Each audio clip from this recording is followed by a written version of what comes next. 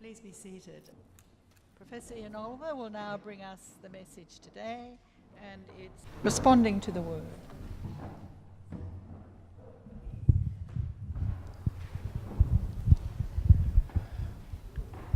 Firstly, let me say what a joy it is for Jenny and I to be back worshipping with you again, and I'm most grateful for David for the privilege of being able to bring the message this morning. And it's really nice to be back on the day that we're celebrating all the things that Dick has done for this congregation as it grew over the early years. So it's a really nice morning. The Bible reading today is the very common parable of the sower of the seed. And here's Jesus on the shores of the Sea of Galilee, and the crowds are so dense he goes out into a boat. And in fact, although the version we read says he talks about a sower, most linguists believe that the word should have been the sower, because he probably saw a farmer in the fields around probably Capernaum and was saying, look, there's the sower, and based the parable on that. And in fact, the fields in those days were organised in long strips, and they had the fertile soil in strips, and between them there were pathways. And over the years, with all the animals and the farmers stamping along those pathways, they really became as hard as concrete. So that's the way that the things were organised. And so when Jesus talks about the seed falling by the wayside, he was talking about falling on those pathways in between the fertile strips of soil. And in fact, what used to happen is the farmer would walk along those pathways and he'd scatter the seeds into the soil, but if there was a bit of wind, some would be taken into all sorts of other areas. There was actually another way they used to sow the seed. If you were a particularly lazy farmer, you used to strap a bag of seed onto a donkey, stick a hole in the bottom, and the donkey would just walk up and down sowing the seed. And that, in fact, lost more seed onto the wayside and so on. So that was the way they did it. And so we have this picture of some of the seed falling on the pathway, some of it falling on rocky ground. Now, it wasn't just stony ground. What they're referring to there is in that part of the world, sometimes the limestone was actually fairly close to the surface, so it would be covered with a fairly thin layer of dirt. And of course, if seed fell onto that, because it was actually warmer than the area around it because of the rock underneath, it used to germinate very quickly, but because it couldn't put down roots, it would fall over, so it would thrive, it would grow more quickly, and then it would just fall over. And then we had the seed that fell onto the thorny ground, and what that referred to is if you hadn't prepared the soil properly, if you just sort of turned it over, all the weed seeds and things were still in the soil, so it looked all right until you decided to sow seed in there, and then the seed would be choked out by all the weeds that could grow up as well and the thorns. So that was the picture that he was painting to these people as he looked out and saw a sower sowing the seed. Now the interesting thing here is that this parable is really not about a message, it's about how people react to a message. It's actually about the hearer of the message. And you know, the deliverer of the message may have very little to do with how the hearer responds. It's a bit like a comedian who tells a joke. I mean, if a comedian tells a joke, it relies on, you know, whether the people that hear it have a sense of humour. I mean, if I told a joke about the agnostic, dyslexic insomniac who used to lay awake at night denying the presence of dog, that would either fall on very flat ears if you are not going to get it for an hour or two, or you don't have a sense of humour, or you didn't think it's funny, or it may have been the way I delivered it. But it relies on the the hearer. And that's what this was about. And so we have this parable of people who hear the word of God. And the first lot are those that have already put up the shutters. They don't listen at all. They've already got the barrier. They don't want to hear what the church has to say. In the modern era, they're the sort of people that hear all the press about child abuse and so on in the church, and they say, I don't want to have anything to do with that organisation or anything that says. They just completely don't listen to anything that comes out of that sector. It doesn't matter that the church might be doing great things in social welfare and social justice and all the rest of it. They pick the thing that they want to. So there's a certain prejudice they have.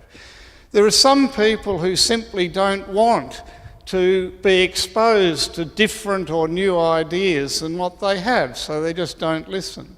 There are some people who are prejudiced against things and they just have their own view of what church is and they don't want to engage with it. And there are some people that are actually guilty. They know that their lifestyle is not the lifestyle that it should be, and they don't want to get anywhere near an organisation that might tell them that. So this is the seed that falls on those concrete hard paths. It doesn't even germinate before the sun bleaches it and destroys it. And then we have the seed that falls on the rocky ground, this ground which has got rock underneath and a very narrow and not very deep layer of topsoil over. And the warmth of the soil, it germinates quickly. These are the sort of people that grab onto the fads of the day, and just as soon they're on to the next one. And Jenny and I were in New York recently visiting our new grandchild, and just about every street seller was selling the latest craze of the day, which were these sort of, I think they call them fidget spinners. They're little things, you spin them round and they're in all sorts of colours and some of them light up. All they do is just you hold them between your thumb and finger and just spin them. But that's the latest craze, and everyone, when I was at school, the yo-yo craze used to come in every so often, or the hula hoop craze, and it'd come in for a few months and then it'd disappear and go again. And these are the sort of people that grab onto something while it's top of the moment, and then it disappears. And there are really serious examples of that in religious terms.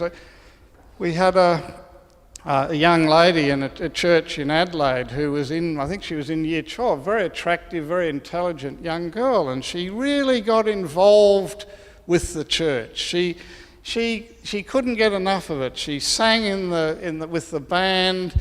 She worship led when she got the opportunity. She joined prayer group, and she really seemed to be enthusiastic.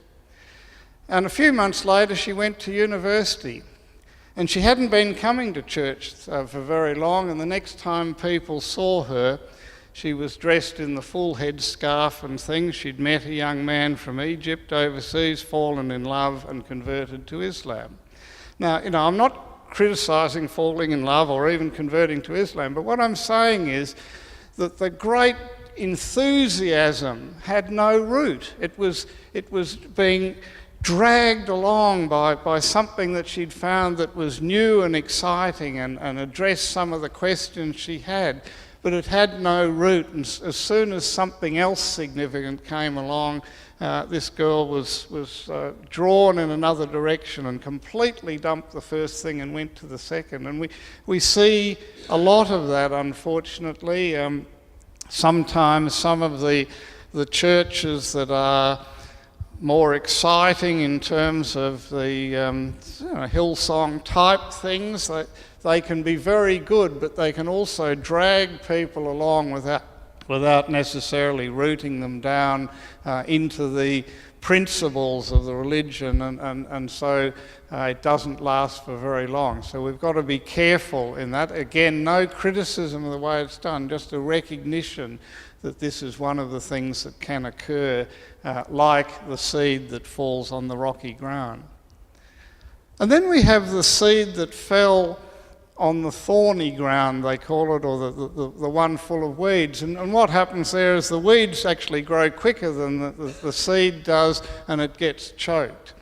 Now, these people aren't anti-church at all. In fact, they may often be very fully engaged, but I'm just so busy, I don't have time to pray, and I have to get to work by 7 a.m. in the morning, and I'm working till 9 o'clock at night.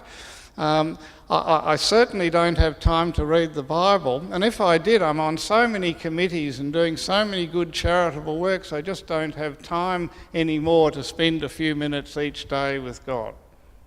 So life crowds them out. Coco Chanel, the great sort of fashion icon, had a saying.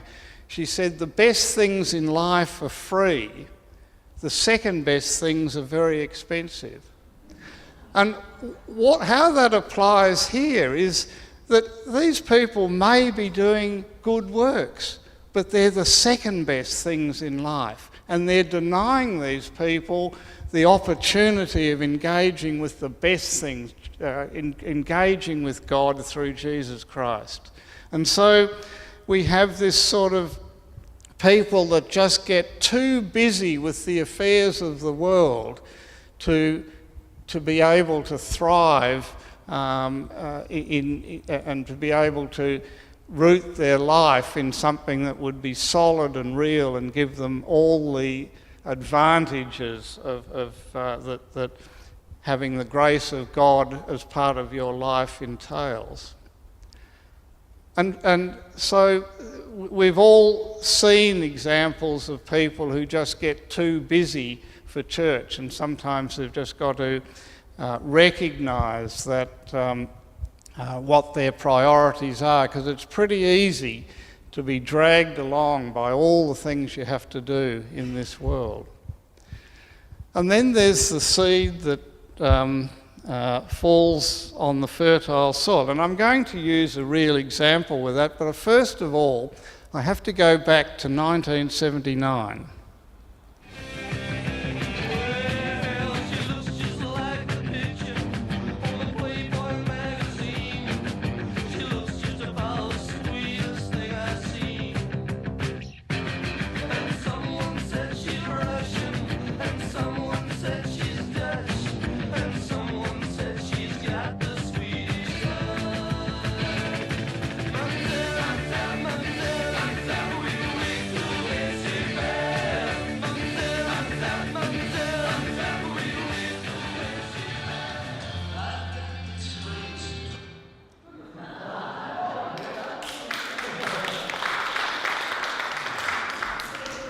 The year was 1979, the band was Loaded Dice, the lead singer was Dick Haynes, and I'm willing to bet that in 1979, when Dick Haynes was the lead singer for Loaded Dice, and singing the song incidentally was Mademoiselle, he would not have imagined that he would play such a pivotal role in the development of a fledgling new church. That's true. So that's what happens when the seed falls on fertile ground. The ground is prepared by God. We don't know what that is going to produce later on, but you see, when Jenny and I first came to the mustard seed, and Robin had done a wonderful job getting it together, but there were about a dozen people, and they were using CDs to play the music every day. And I thought it lacked a certain soul. And then Dick came along and we had more soul, or at least rock and roll, than we could almost handle. I mean, it transformed the Sunday service, and Dick was pivotal in the growth phase of that church that went to the next stage, so we now have 40-odd people worshipping every Sunday. And so that's what happens when seed falls on fertile ground. It's important to recognise that, because that's part of what the parable's all about. The fertile ground comes with the grace of God. It's not about what we do, it's what God has prepared for us. And I think Dick's a great example of that.